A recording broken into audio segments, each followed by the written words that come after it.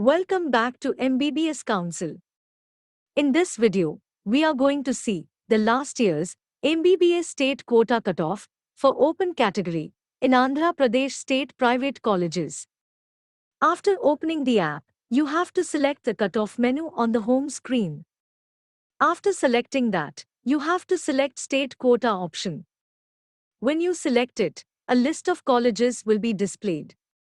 You can also use the filter option which is present below the screen to show only government colleges or private colleges.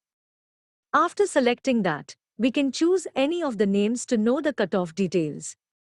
In this video, I'm selecting GVP Institute of Healthcare. Here you can see the open category cutoff including score cutoff, All India rank cutoff, as well as state rank cutoff. If you belong to a particular category reservation, you can also see them also with community rank cutoff too.